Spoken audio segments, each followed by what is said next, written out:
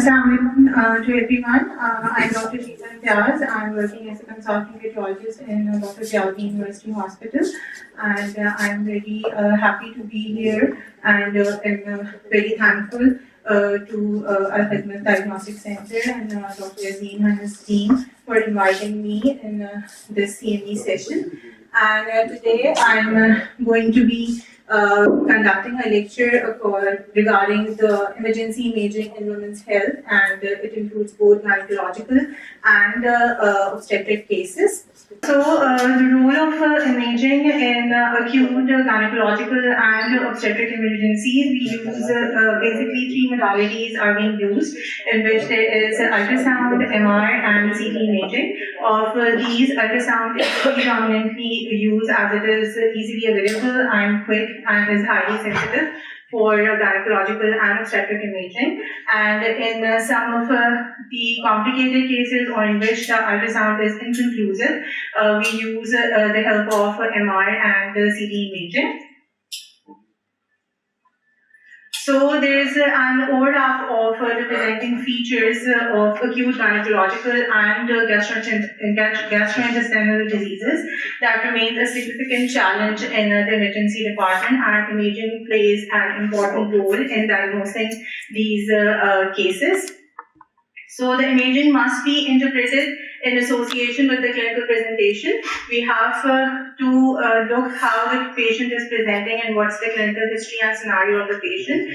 And after that, because of the obstetric complications and the obstetric cases, we have to first exclude whether the patient is pregnant or not.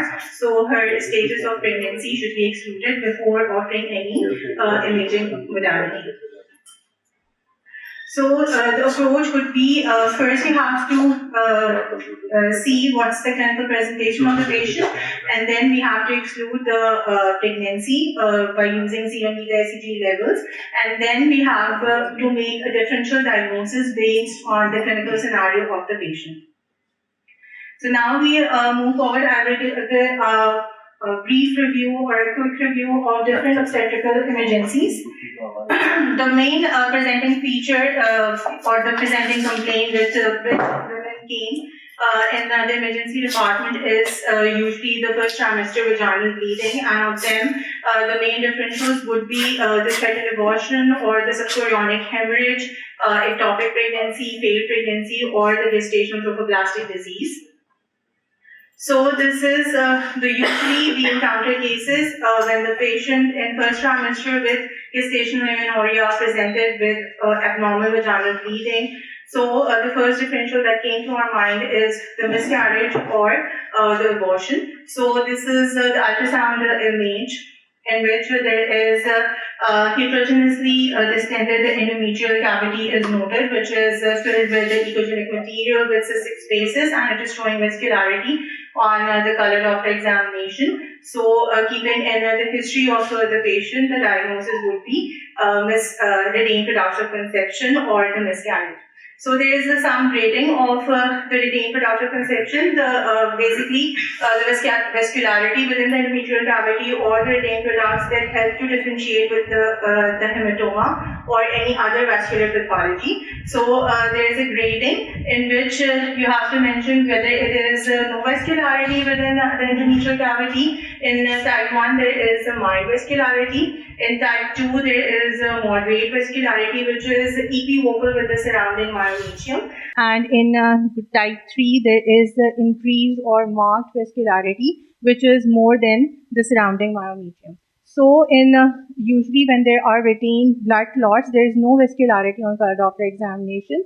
However, in retained products of conception, there may be vascularity with different gradings. And if there is vascularity within the myometrium, or the patient had a history of previous DNCs or interventions, then you can think of arteriovenous malformations. The next is that patient may complain is of failed pregnancy, or that we call the anembryonic pregnancy or the blighted ovum.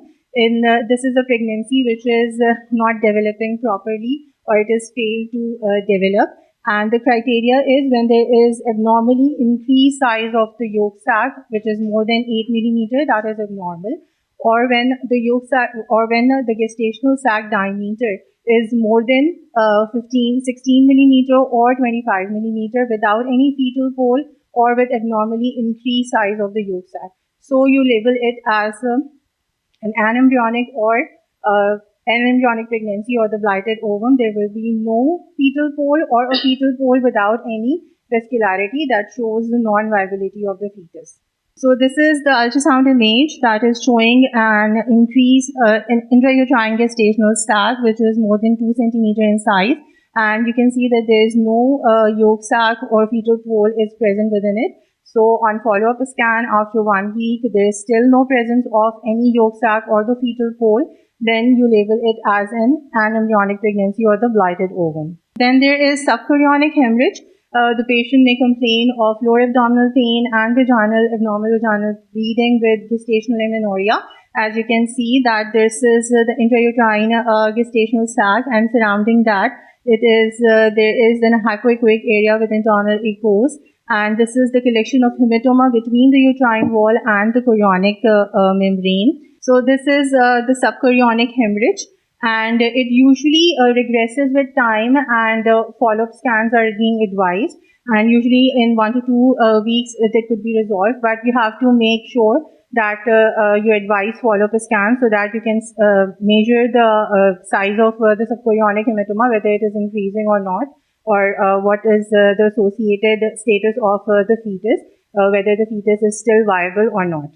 Then the most common complication or the emergency obstetric complication that we encounter in our daily practice is the ectopic pregnancy, which is the implantation of the fetus outside the uterine cavity, and it is the most common cause of abnormal vaginal bleeding in early trimester, and it can be implanted anywhere within the uterus, that is within the cervix or within the tubes or in the ovary. The most common presentation is the tubal ectopic pregnancy, in which the fetus or the implantation of the fertilized ovum is within the fallopian tubes. But it can be occur in previous cesarean scar, which is called the scar ectopic pregnancy, and the cervix, and sometimes outside the uterine cavity within the abdomen. So we have to see the clinical presentation of the patient, the stage of the gestational amenorrhea, and the level of serum beta-HCG levels. Normally, the serum beta-HCG levels have a rising pattern or the doubling pattern in normal pregnancy within 48 hours. But in ectopic pregnancy, the pattern is slow and it is not the doubling pattern. So you have to look the pattern also. So these are the different presentations of ectopic pregnancy. First, the most important sign that you find in ectopic gestation outside the uterine cavity. But sometimes there is a small cystic area that may be present within the endometrial cavity that may mimic the normal gestational sac. So this is likely be a pseudo-gestational sac, and how we can differentiate between a gestational sac and a pseudo-gestational sac is that in a normal gestational sac, there is a decidual reaction, which is the surrounding hyperechoic rim. But in pseudogestational sac, there is no surrounding hyperechoic rim. So it may give a false mimicker of an intrauterine pregnancy. Then you can have an extrauterine gestation or the sac or the lesion within the ovaries or in the adnexa. It may present with increased vascularity at the periphery of the lesion, giving a ring of fire sign, and you have to differentiate it with the normal corpus luteal cyst, because the normal corpus luteal cyst of the pregnancy may also have increased peripheral vascularity, so you have to differentiate these. Secondly, it may present with a ruptured ectopic pregnancy, in which the ectopic pregnancy has ruptured, and the patient may present with hemoperitoneum, and you will find fluid within the pelvis or in the abdominal cavity. And sometimes there is live ectopic pregnancy, in which the ectopic gestation is showing flicker or the cardiac activity within the fetus or the fetal pole, so that you have to mention on the report whether it is a live ectopic pregnancy or non-viable pregnancy. And sometimes it may present as a heterotopic pregnancy. That means there is pregnancy within the uterine cavity and an extrauterine gestation simultaneously. So this is called heterotopic pregnancy. In 80% of the cases, the ectopic gestation is ipsilateral to the side of the corpus luteal cyst. So, as you can see in this image, this is the ectopic gestation, and this is the corpus luteal cyst with surrounding increased vascularity, giving a ring of fire sign. So, in 80% of cases, if you are finding the ectopic gestation on right side and you are finding the corpus luteal cyst on right side, it raises the possibility that this is an ectopic gestation. So the treatment of the ectopic pregnancy depends on the features and the clinical presentation of the patient, whether it is ruptured or not, whether the fetus is alive or non-viable. So there are two treatments, medical and surgical. Medical includes methotrexate treatment and KCL injections, and the surgical treatment includes circumcision. Next is the gestational trophoblastic disease, and it is a wide spectrum of disease pattern in which it usually occurs in younger females less than 20 years of age and in older females more than 40 years of age. And in the patient usually presented with the hyperemesis gravidarum, they presented with excessive vomiting, gestational amenorrhea, and there will be very increased levels of beta HCG levels when you check the levels of the beta HCG. So they are classified in 4 types, that is the partial mole, the complete mole, invasive mole, and gestational trophoblastic neoplasms. In the complete mole, as you can see that the endometrium cavity is enlarged, bulky, uterus is there, and the endometrium cavity is completely filled with echogenic heterogeneous material, and it is showing multiple cystic spaces. And you can see the vascularity on color Doppler imaging, and you cannot appreciate any fetal pole within the endometrial cavity. So in complete hydatiform mole, there will be no fetal pole. However, there is completely filled endometrial cavity is noted with cystic spaces, giving a bunch of grave appearance. So this is the complete mole. However, in a partial mole, you can appreciate the fetus, and there is an abnormally echogenic area within the amniotic sac, and it is showing cystic spaces. So when you find a fetus and an abnormal appearance of the placenta, then it is a partial mole. The fetus may be viable or it may be non-viable. This is again the case of the partial hydatiform mole, in which the fetus is alive and it is 26 weeks of pregnancy, and it has a normal placenta and the hydatiform mole. So it is an unusual rare presentation in which the fetus is alive after 26 weeks of gestation, and there is a normal placenta and a component of the hydatiform mole. This is the invasive hydatiform mole, in which again the endometrial cavity is completely filled with the heterogeneous component and showing increased vascularity. But you can see that there is indistinct myometrium and there is increased vascularity in the surrounding myometrium as well, that suggests that there is myometrial invasion. So this is an invasive form of pattern, and it is called the invasive hydatiform mole. This is the MR of the same patient, in which the endometrium is distended with heterogeneous material, and you can see multiple flow voids, which represents the increased vascularity and represents invasive hydatiform mole. This is the choriocarcinoma, which is the gestational trophoblastic neoplasm. In this case, there is also an heterogeneous appearing lesion within the endometrial cavity with multiple cystic spaces surrounding vascularity, and the patient may present with a pulmonary metastasis with multiple nodules within the lung parenchyma. So this is the choriocarcinoma with pulmonary metastasis. Then there is an acute emergency situation in which the patient after 20 weeks of gestation came with the painful abdomen and hard, tender abdomen with vaginal bleeding. So it is very important to make a history of the patient, to take the history whether the vaginal bleeding is painful or the painless. If the vaginal bleeding is painless, the diagnosis is most likely the placenta previa. But if the vaginal bleeding is very painful and the patient has a hard, tender abdomen, so you can think of a placental abruption, which is the separation of separation of the chorion and the presence of the retroplacental hematoma. The risk factors include preeclampsia, maternal hypertension, previous history of placental abruption, increased maternal age or in a very young patient, or any maternal trauma, and it may lead to IUGR or the fetal demise. So this is again the ultrasound image in which hypoechoic heterogeneous area is seen just posterior to the placenta, representing the retroplacental hematoma. This is again redemonstrated over this in this image.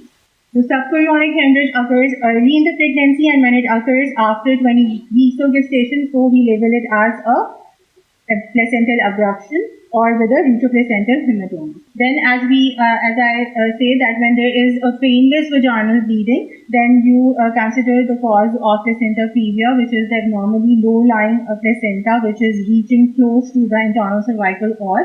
And there are different gradings in which there is the low-lying placenta, in which the placenta lies within 2 centimeters of the internal cervical os. In grade 2, this is a marginal placenta in which the placental margin is touching the margins of the internal cervical os, and when it is partially covering, it is called grade 3 or the partial placenta, and when it is completely covering, then it is called the complete placenta, that is grade 4. So the practical point is the placental edge, if it is less than 2 centimeters from the internal cervical os, you have to measure the distance, and you have to mention in your report that what is the distance between the internal cervical os and the distal end of the placenta.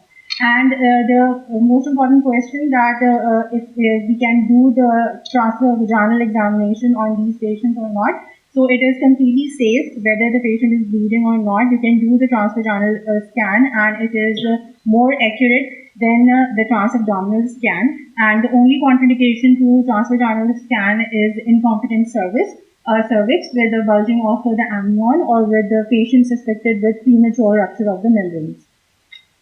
Then there is an entity which is called placenta accreta spectrum. Previously, it was known as morbidly adherent placenta, in which the placenta is morbidly adhere with the underlying myometrium, and it includes 3 categories, that is accreta, increta, and percreta. In accreta, the villi are attached to the myometrium but do not invade the muscle.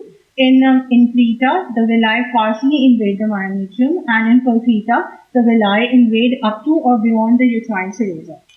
So these are the sonographic features that we see in a patient with placenta accreta. This is the normal placenta. This is the amniotic cavity. This is the placenta with smooth margins. That's the retroplacental hypoechoic clear area. Then there is the retroplacental myometrium and the hyperechoic serosa. And then there is the bladder wall. So when there is placenta accreta, you may find abnormally enlarged or increased number of the lacunae within the placenta, which is an earliest indicator of placenta accreta. And giving a moth-eaten appearance, and you can, there is bulging of the placental contour, there is loss of the retroplacental hypoechoic zone with thinning of the myometrium, and you can have increased vascularity at the placental edge. So these are the cases of placenta accreta, in which you can see there is abnormal lacunae with heterogeneous appearance of the placenta with increased vascularity, as you can see here, and there is loss of the retroplacental clear space with the loss of the contour of the normal placenta.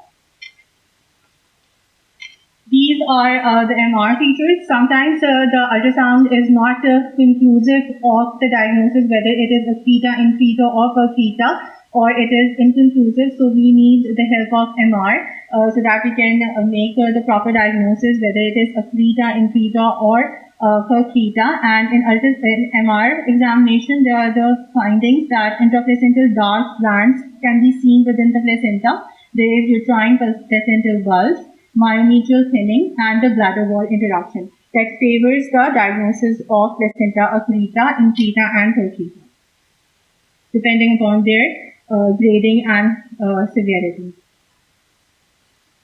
This is again the representation in which the ultrasound is the heterogeneous appearance of the placenta with the abnormal lacunae, loss of the retroplacental hypoechoic space, and on MR images you can see that there are interplacental bands. There is a loss of the space, retroplacental space with the abnormal contour and bulge of the placenta and invading the surrounding myometrium. Then again, there is a complication in pregnancy that patients may came with increased abdominal pain. The patients, they have previous myomas, leiomyomas, or the fibroids. During pregnancy, the size of the fibroids may increase and they may undergo cystic degeneration or the red degeneration most commonly in pregnancy. So it may mimic some increased size mass lesions. So you have to properly diagnose these lesions. And there are 4 types of degeneration within the uterine leiomyoma. This is hyaline degeneration, which is the most common, cystic degeneration, red degeneration, which is most commonly seen in pregnancy, and with void degeneration. So this is the large fibroid, which is showing internal cystic spaces, and it may mimic like a large neoplastic mass lesion. This is the ultrasound image, which is showing a well-circumscribed hyperechoic lesion with central necrosis. And this is again a fibroid. There are multiple fibroids, and this is the large fibroid, which is showing cystic degeneration. This is the red degeneration of leiomyoma during pregnancy. That patient may present with acute abdominal pain, and in which you find a typical T1 high intensity rim surrounding the leiomyoma, which indicates that there is a red degeneration within the leiomyoma. Now, some gynecological emergencies. Of them, the most important is the ovarian torsion. It is the rotation of the ovary and the portion of the fallopian tube supplying the vascular pedicle, and it is has a bimodal age distribution. It may occur in a very young female or in a postmenopausal woman, and the cause is likely hypermobility of the ovary or the adnexal mass. Most commonly, it is due to the dermoid or the paraovarian cyst, and masses between 5 to 10 centimeter are at most risk.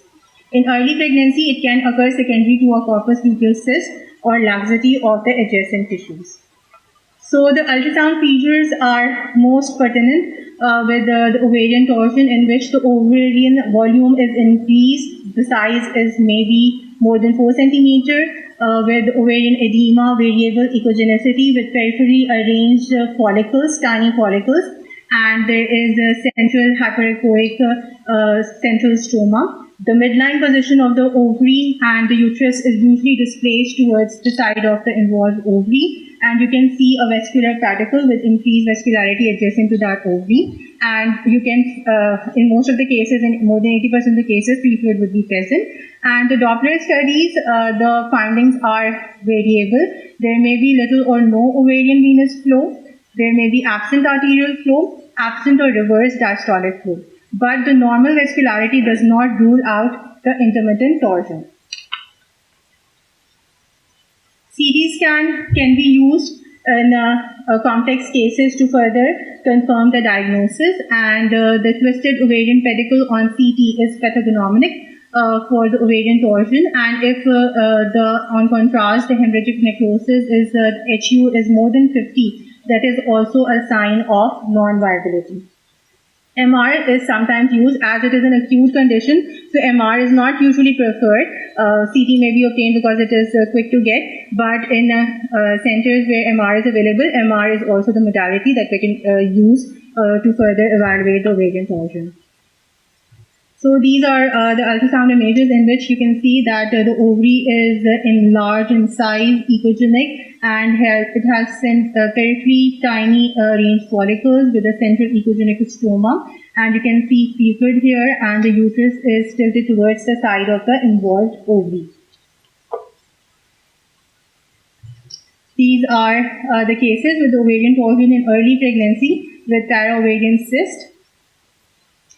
This is the paraovarian cyst, and this is the pregnancy, and because of that there is a torsion within the ovary. This is the ovarian torsion with dermoid, which is the most common presentation or the most common cause of ovarian torsion. You can see a fatty lesion within the pelvis with the vascular pedicle, and you can see the free fluid.